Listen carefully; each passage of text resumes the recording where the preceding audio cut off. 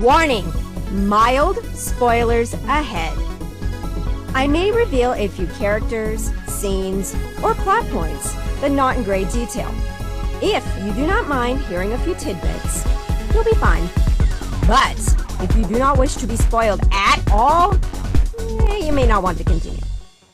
You have been warned.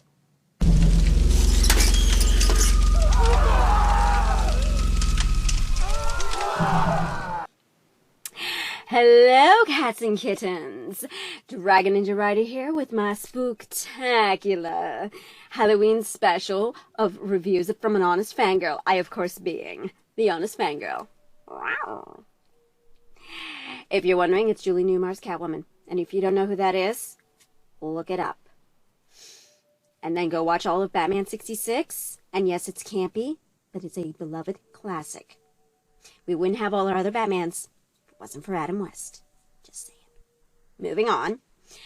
I will be going over my more favorite offbeat titles to enjoy at this particularly creepy time of year. Because I'm not really much of a gore fan. I know a lot of people who aren't. So I bring out more of the dark, but minus the unnecessary gore factors that maybe some of you share with me in the whole, I'm good in the whole, yeah, I'm good. So, I'll be starting off, of course, with tales from a particularly dark night. That's right, a whole segment dedicated to Batman, because you gotta admit, there's really nobody else who does dark really well like Batman. And yes, I'm including Punisher and Ghost Rider in that, and all them guys. You know, I think Batman's really got them beat. So we'll start off with my first segment, Spectacular Tales from a Dark Night. Alrighty, gals and ghouls, let's get this started with our favorite tales from the one and only Dark Knight. Alright, number one on the list is the one, the only, Batman, The Long Halloween. It was written by Jeff Loeb, and the artist was Tim Sale. Originally published in 1996 through 97 in 13 issues. It was a follow-up to Batman Legends of the Dark Knight that was recently pulled together and then reprinted as Batman Haunted Knight. It's written in the same universe as Batman Year One, and then the sequel was Dark Victory. And there's also another comic called Catwoman in Rome that is also a part of the same universe. The Long Halloween is the definitive Batman novel. It doesn't get more perfect storyline, intrigue, mystery, etc. than The Long Halloween. There's a reason why it's like considered it's always in the top tier of any Batman comic book read list. The story is definitely a true detective novel. It's not there is action in it, but there's a lot more detective work in it, and so makes it a little more intriguing and more like a detective novel. It makes it very much enjoyable of a read. Definitely not meant for your younger audiences. It's definitely meant for your 16 and up crowd at the very least. Well, at least for The Long Halloween. The Batman Year One's got some stuff in it that I would definitely say it's more for the 18 and up crowd, just because of some of the issues that are addressed in that particular one. Anyway, The Long Halloween's a great read for Halloween for obvious reasons of the title. There is a serial killer who's killing corrupt officials and members of the mob on the major holidays. So it has definitely that thrilling intrigue. You got a serial killer running around that Batman has to stop. Definitely worthwhile to read at Halloween time. I mean, it takes place on all your major holidays, so if you really want to have a little fun with it, maybe you just read every particular section on every particular holiday, though that'd take you, I think, a while to read it. It would be a very long read, so maybe not. The awesome news about The Long Halloween is that it is going to be made into a 2-part animated movie series, and that's really exciting. They did a really great job with adapting Batman Year One, so I'm really happy and cannot wait for The Long Halloween to be turned into animated format, because it's going to probably be 99% sure, loyal to the source material. They're not going to completely butcher it like they did Batman Hush. That's for a separate video. So I'm really excited to see this in animated form because this is one of my favorite Batman novels. So really fun, intrigue read. Definitely though made up definitely for your 16 and up crowd, but definitely something worthwhile to read at Halloween time.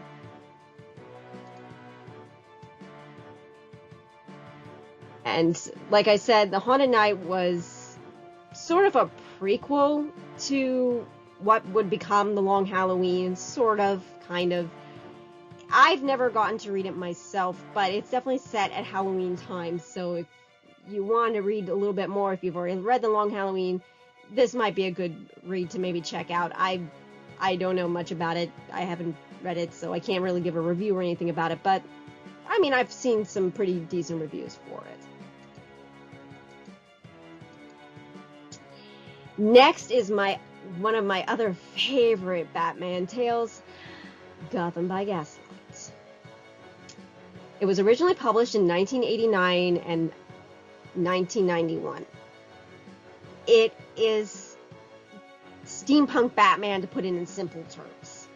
It was actually done, it's actually two separate tales technically. When you go and get a newer copy of Gotham by Gaslight, it's actually split into two stories, hence the two different dates. Gotham by Gaslight being the first part, and then Master of the Future was the second part. And this was the 0-issue starting line for Elseworlds series. Elseworlds novels, for those who don't know, is DC tales taking a place in alternate realities, like, for example, of course, Gotham by Gaslight takes place during Victorian times. Instead of, London and the one and only great detective that is Sherlock Holmes, it's Batman in Gotham. So it's really kind of fun, a lot of these Elseworlds novels. There's actually an Elseworlds novel that is Batman versus Dracula, which I found really intriguingly, terrifyingly. It definitely does not look kid-friendly, let's just put it that way, from what little I saw from just the cover alone. So definitely intriguing. Can't wait. At some point, I'd like to kind of take a glance at that, due to one of the other suggestions that's coming up. But back to Gotham by Gaslight is sort of steampunk Batman. It's really a fun intrigue read. A little short on the story plot, a little bit, because it was such a limited shorts run, but still a pretty darn good read. 4 stars read. Definitely. If you're a Batman fan, this is definitely worthwhile. And of course, when you talk about Gotham by Gaslight, you gotta bring up Gotham by Gaslight, the animated movie. It was released to DVD and Blu-ray in 2018. It is one of those rare times that I actually can say I honestly love the movie better than the source material, and it takes a lot for me to say that. It's really rare for me to say that, and Gotham by Gaslight just happens to be one of those rare ones. The nice thing about Gotham by Gaslight is that it combines the two separate stories from the original graphic novel into one coherent story, which really makes it fantastic. The plot flows a little better. There's a lot more intrigue, I think, to it because of that. They used elements of both stories. And the other great thing about Gotham by Gaslight, the animated movie, is that we get to see a lot more characters from the Batman gallery, both villain and fam, that we just didn't get in the original comic. Yeah, we got to see like Jim Gordon. There's a brief mention of Joker, and I'm pretty sure Harvey Dent's in there at some point. I just reread that thing too. But anyway. Not nearly, though, as great, but there's a lot of missing characters that would have been really cool to see in a Victorian setting. That's what makes the animated movie so awesome, because not only do we get to see those characters, but we get to see the one and only Selina Kyle, and my personal favorite, the Robins. Well, the 3 oldest. Not Damien's not in this, but we get to see the 3 others. And full disclosure, I am completely biased. I am a huge Dick Grayson fan. I love love Nightwing. He is my favorite DC character, so I'm going to give anything a couple extra stars just because Nightwing's in it. So, yeah. Anywho, the only downside to Gotham by Gaslight that I do not like about it is who ends up being the Jack the Ripper murderer. I do not like who they made the killer. That's what makes me always knock off a star off of it and keeps it from me giving it a full 5-star rating, only because I do not like who they made the killer. I know why they did it. It was certainly a shock to me. I guess I wasn't really paying attention. I was too distracted by my favorite characters being in Victorian era Gotham to pay attention to clues, maybe. But still, it was like, really? Really? He's good in every universe. What the heck? That was the only thing I had an issue with. Other than that, I love the animated movie more than I do the graphic novel because the story's a little more coherent and flows a little better, and we get to see some more of our favorite characters in this universe. It is R-rated. I think, honestly, though, that's a little high of a rating because I don't know. I feel like it was a little hard of a rating, but I certainly wouldn't recommend it for probably anybody under the age of 18 anyway. It's a drag, we've got a serial killer attacking women all over Gotham and so forth, so, it's kind of dark. It's obviously dark material. Dark Knight, So, regardless, it's still a really great story, really great read for Halloween, because nothing's more Halloween associated, I think, than the Victorian era, considering a lot of our major favorite classical stories, like Frankenstein and so forth, came from those eras. So, always a good read. Now, my third pick is an interesting pick that I randomly found at a book sale. Robin in I, Werewolf. It's this cute, short little novel. It was published in 1992. I'm not quite sure if it was Tim Drake or Dick Grayson, though I'm probably going to lean more towards that is Dick Grayson, probably, just because of the time frame. To me, it's probably more written for a younger audience. It's really not meant for older audiences per se, at least just in the writing style. It's not the greatest written story ever, no, but I really enjoyed it. Yeah, it's cheesy, but what's Batman without a little bit of cheesy occasionally, especially when it comes to poor Robin. I enjoyed it. It's a fun little read. It's got werewolves in it. Can't go wrong with werewolves for Halloween. So, always a fun, quick little read.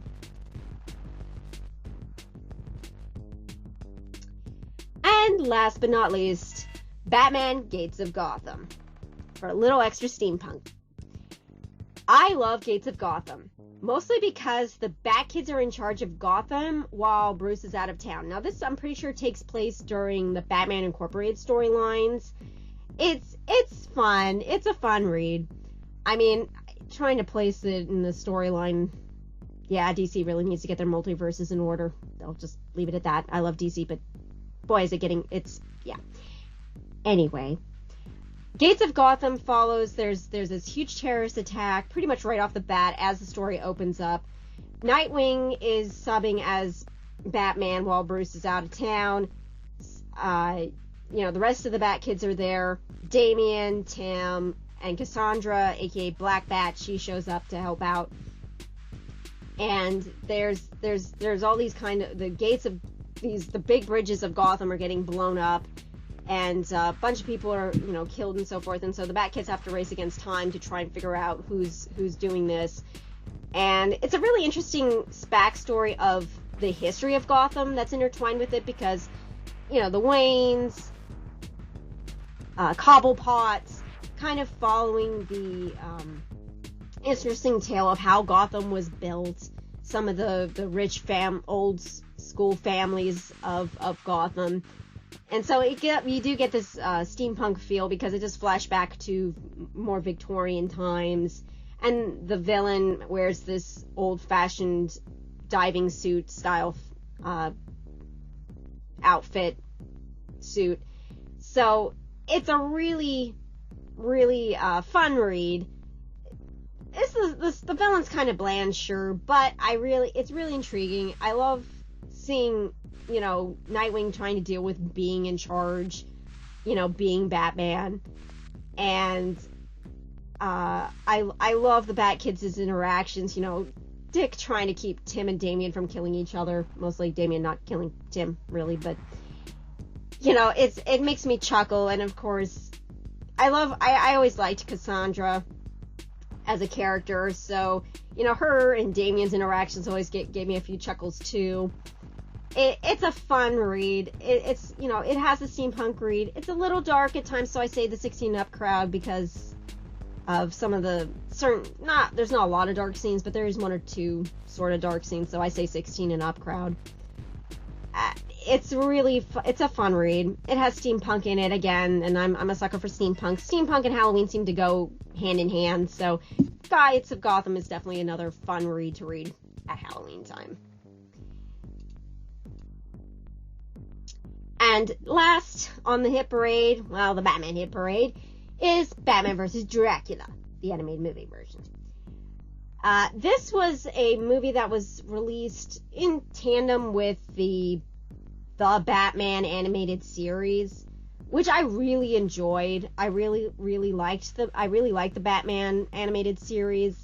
Of course, nothing holds a candle, of course, to my childhood, that is Batman the animated series, but this does a really good job. I like the animation. I like a lot of the witty jokes and things like that. It's a good series, definitely for, you know, your preteens, and it just, there's a lot of intrigue to it. Now, there's an interesting thing that I mentioned earlier, was that there is an Elseworlds novel that is Batman and Dracula, Red Rain, and it looks so dark. I mean, vampires, obviously. Batman's not known to hold back on the dark, yeah, obviously, so, yeah. I'm kind of, like, have mixed feelings about reading it. We'll see. There is, and the thing with Elseworlds is that there are collected volumes for certain characters. For Batman, for Superman. I think there is also a Green Lantern and Flash one as well. So, if you want to check out the Elseworlds novels, it's by character, so definitely, I'm definitely gonna go and check those out as soon as I can, because those look really, really intrigued. I'm really intrigued by some of this stuff, and I mean, I love Gotham by Gaslight, so interested in that. Batman vs. Dracula, the anime movie itself, is it's got a lot of chuckles, a lot of vampire jokes. I love Penguin in this. He becomes Dracula's lackey. It just makes me laugh so much. I really probably laugh a lot more than I should. I have a dark sense of humor, which I definitely get from my father. But I mean, it's not that dark, really. It's meant for a younger audience, so it's a fun watch. You know, if you have a teen or preteen who really enjoys Batman, they'd probably get a kick out of it. And that's pretty much all that's what all I have for Batman stuff.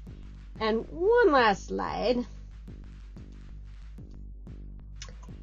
And, alright, so that's it for the Batman segment.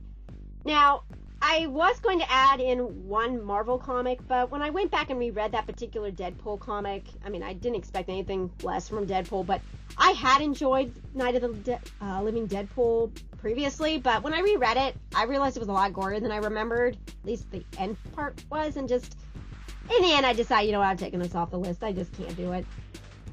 So, sadly, I have no Marvel Halloween comics to put forth for Halloween. But I did have a friend. She suggested that there was Deadpool, and that it took place around Halloween time. It wasn't a Halloween comic, but it took place around Halloween time. And she said there was this one particular part where Hawkeye was handing out fun-sized candy, and people were giving him a hard time over that. Instead of giving the full-size candy bars, he was, giving the fun-sized. And I couldn't find that particular panel, but I went on to Pinterest and I dug around a little bit. I did find this panel from what, according to the post, that was from issue 1 of Hawkeye vs. Deadpool. Hawkeye doing a selfie in his Ultron costume. I mean, come on, that's just adorable. You gotta admit, that's just hilarious. Though, why he's taking it? Does that look like circus penis candy? Anyway. I mean, maybe the costume is a little bit in questionable taste, depending on what particular time frame this took place, but regardless, it's still really funny. I wish I had a Marvel comic to throw in here, but like I said, I reread that Deadpool graphic novel. I'm like, I expected nothing less from Deadpool, but even so, I thought at the time it was a lot less gory than what I remembered, and just, yeah, so I'll just land it with this particular section with Hawkeye being adorable. Hope you enjoyed that. Needless to say, out of all the titles, though, Long Halloween is definitely my favorite because it is technically sort of a Halloween story, obviously, and it just is one of those great, well-written stories of Batman. Moving along, I'll be now going over some of my favorite classic novels. Granted, one is a real novel, one is an adaptation of a real novel. Just a clarification. The classic novel is really great because it's not maybe necessarily a movie you would think of, well, book / movie / radio adaptation that you wouldn't necessarily think of at this time of the year. But it does have connections to Halloween via its radio adaptation. So, with that, we will move on to my favorite classics to enjoy at Halloween. And now we're going to move on to the classics of Halloween. My first classic to enjoy at Halloween time is the sci-fi classic War of the Worlds. Originally published in 1898, H.G. Wells was inspired by a conversation he and his brother had about colonialism, such as, Britain invading and taking over India and several other countries and so forth. And that sparked the idea for, if it's not the first alien invasion story of Earth, it certainly sets the standard for it. When it comes to sci-fi, for me at least, because it's such a classic story, and it's such a I loved reading it. It was really intriguing for me. War of the Worlds. My dad is a huge sci-fi guy. He loves the black and white cheesy sci-fi movies. He loves those teenagers from Mars and so forth, or was it Venus? Either way. He loves all those kind of really bad, cheesy, classic sci-fi movies. I grew up watching a lot of those and things. And one thing my dad always enjoyed was listening. He has a CD version of the radio broadcast of the 1938 play version of War of the Worlds. And, as done by Orson Welles, the great movie director. And that always made me chuckle, and I always did enjoy listening that with him. It's a really great classic story of alien invasions. I mean, I love the 1953 version. I really do not care for any of the modern take versions. There's always something missing, and they try to be too convoluted with the story and so forth that it just lacks something that you just. The last only version I've really ever liked is the black and white version, is the 1953 version. I just don't care for any of the modern adaptations beyond the 53 version. And with the Orson Welles version, I actually found out that you can actually get that on vinyl record, which made me chuckle. That would be so much fun if you have a record player, and you can, buy a brand new record player for pretty reasonable prices now. And sit down, turn all the lights off, get the kids together. Some of your younger ones might not be able to handle it too well, but a lot of the older ones, especially the older ones, I think would get a kick out of just turning all the lights off, turning the record player on, and just listening to the radio broadcast. To me, that would be a really fun Halloween activity to do. Lots of popcorn and so forth. It's just such an intriguing. Orson Welles did such a good job doing the radio broadcast. And of course there's some fun history behind that, claiming that the mass hysteria that exploded in and around the broadcast here in the state, in New York. Was it? Yeah, it was New York City, I think. Or no, not New York City, but New York State was where I think it was broadcast. It's a really intriguing and fun time. And making sure you can tell the difference between reality and fiction and all the other things that could be implied from it.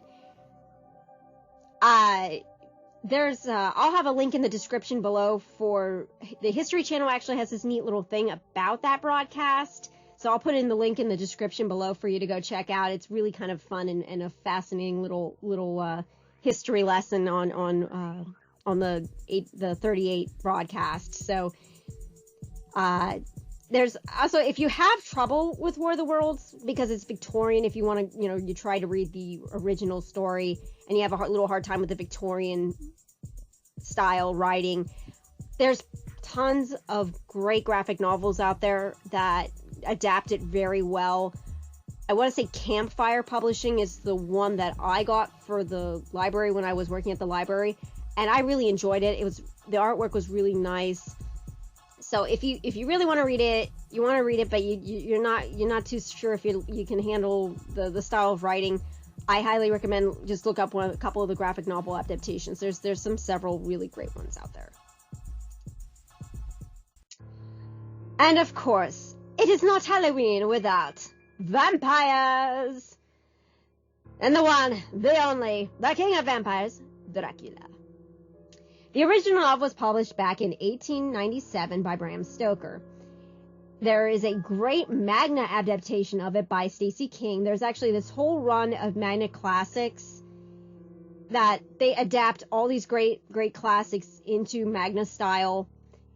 Really great for anybody who has harder time reading the older works because of the writing style, the elaborateness of the style of writing.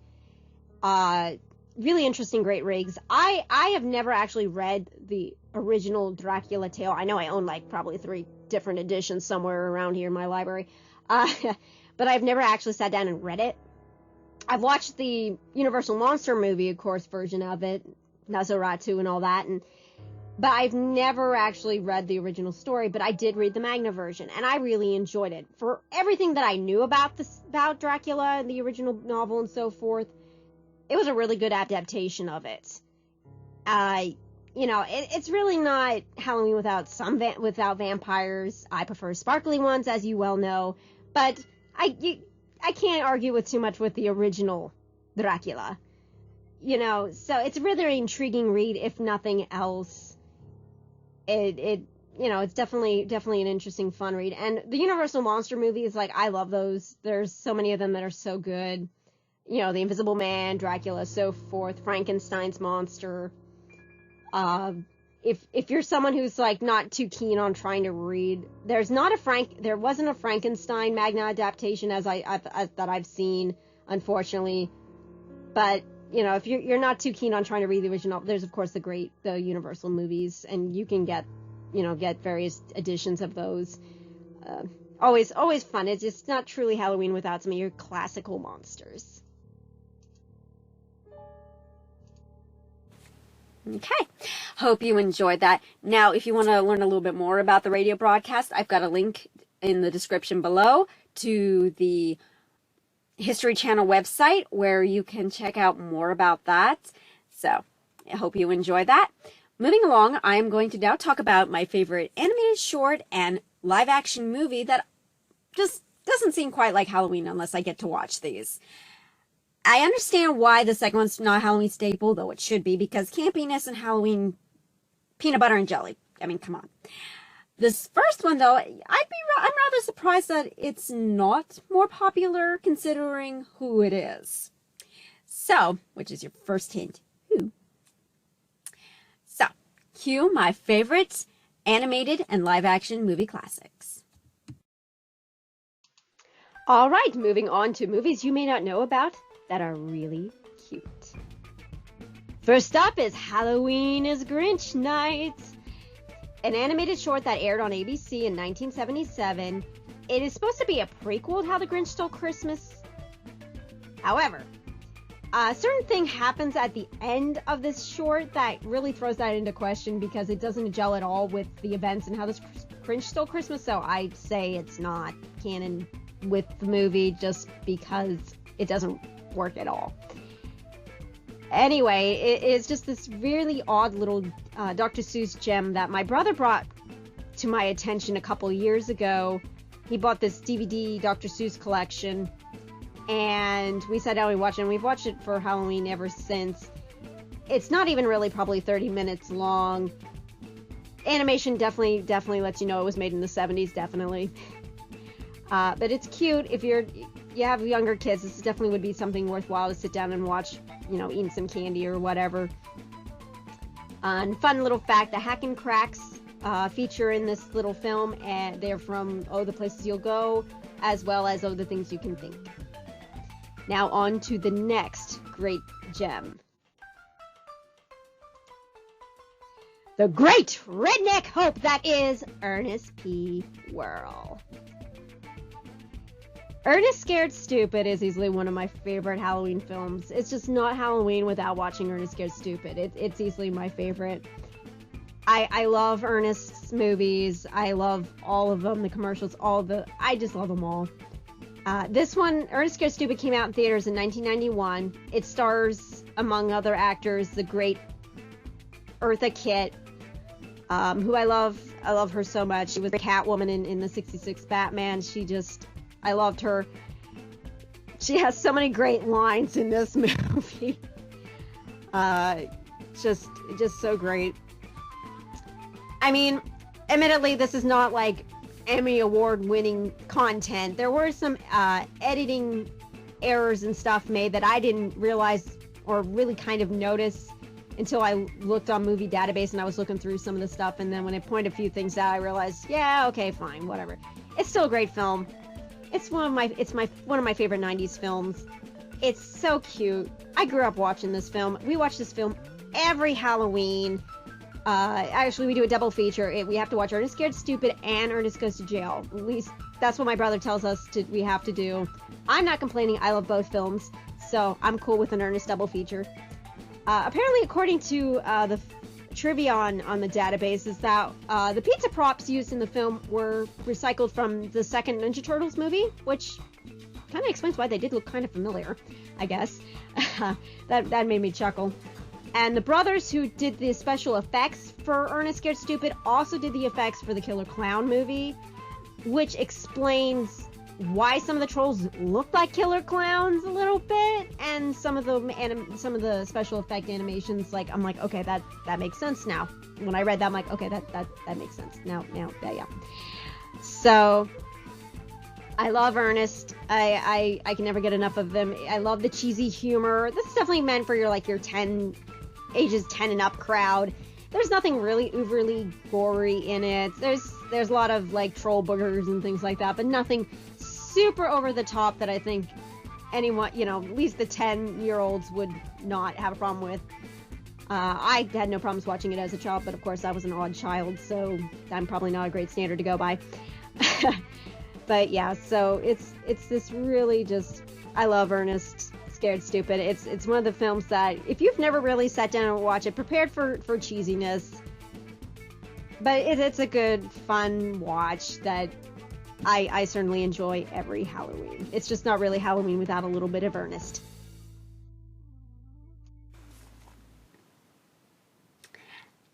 Campiness plus Halloween equals Ernest P. Worrell. Just saying. On to the last segment.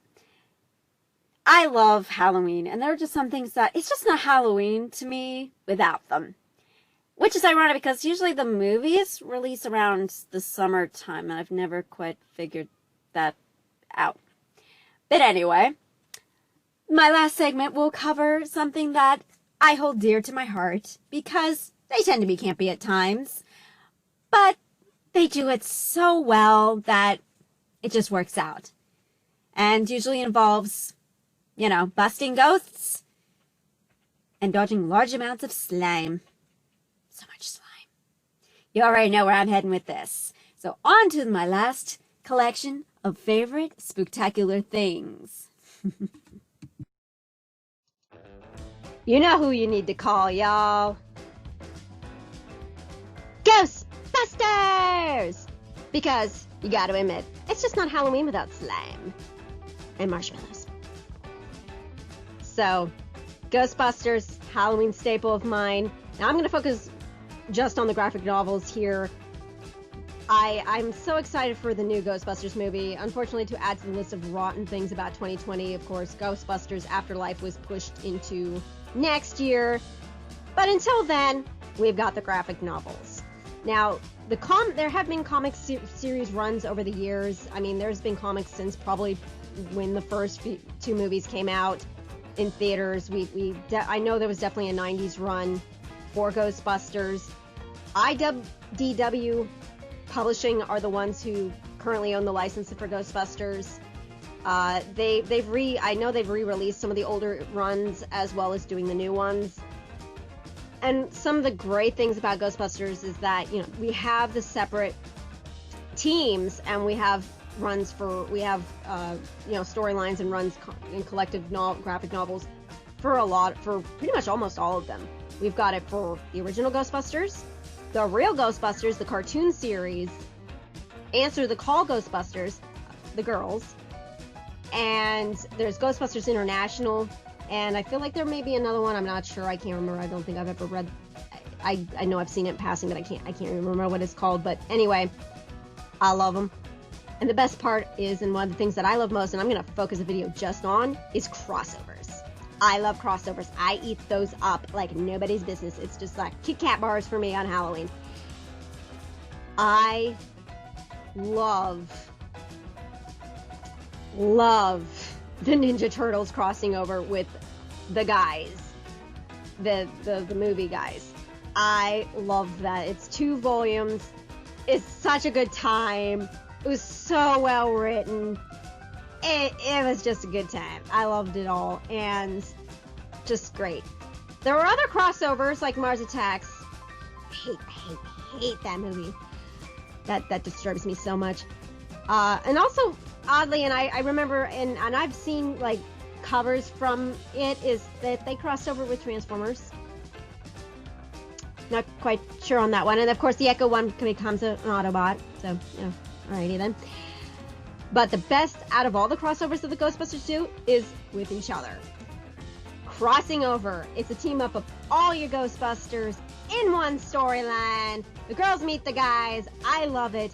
I'm one of the few people on the planet who actually likes the girls. I loved Answer the Call. I thought it was fun. It did its own thing while paying homage to the source material. I'll save all that stuff for another day in another video, but I actually am one of the few people on the planet who actually enjoyed the girls. I love Patty. I love Holtzman. Holtzman's nuts. I love her. And the other two, I love them too. I mean, I feel like I'm some odd combination of the two for some reason. Anyway, I love it. And crossing over was such a fun read for me to see them meet, because we'll never cross over in the live action. So the comics fulfill that wish fulfillment of getting to see them all meet up and fight ghosts together. And they're just so well written, like, it's amazing. It really is some really great writing. I love it all. And so when I'm gonna get spooky at Halloween time, you gotta watch or read Ghostbusters. There's no question of it whatsoever. You gotta have some slime, gotta have marshmallows, and things set on fire, New York getting explode, you know, all that fun stuff. So you can't go wrong with some Ghostbusters. I'd just like to add that I am so psyched. For Ghostbusters Afterlife, it's going to be using practical special effects, which will connect it beautifully with the originals. That's what made the originals so special. Answer the Call had a little too much CGI in it for my taste, even though I did enjoy it. I think a lot of the recent movies just are relying a little too much on CGI and not enough practical effects, and so you lose a little bit when it comes to that. So I'm really, really excited for that. It comes out March 2021. Oh, cannot wait. So, with that, my darlings, we have reached the end of the spooktacular Halloween special of Reviews from an Honest Fangirl. So if you don't mind, kittens, if you've liked this video, make sure to hit the like button below, as well as the subscribe button, so you don't miss out on any new episodes of Reviews from an Honest Fangirl. That said, in November, there may or may not be a new episode. The holidays tend to be a huge time crunch for me. I can't guarantee I'll be able to do an episode in November. I will most certainly, of course, post on my blog what my schedule will be like and what will happen. When I get to do a next full episode, it will definitely be Ranger's Apprentice series by John Flanagan. I love that series. That is what I'm going to be doing next. If I'm not able to, in December, I'll do a mini episode. I'll review 3 things that are all the same theme for December. And then in January, I'll come back with probably later in January, I'll come back with a full-length episode, which will probably be Ranger's Apprentice if I don't get to do it in November. So with that, I wish you all, my dear kittens, a happy and safe Halloween.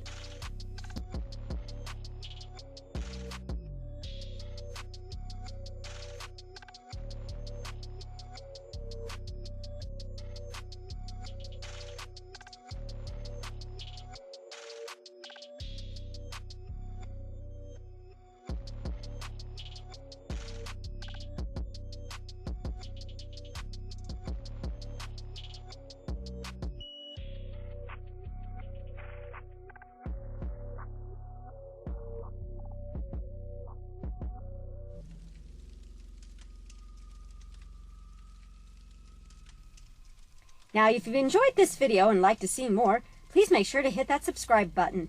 Thank you.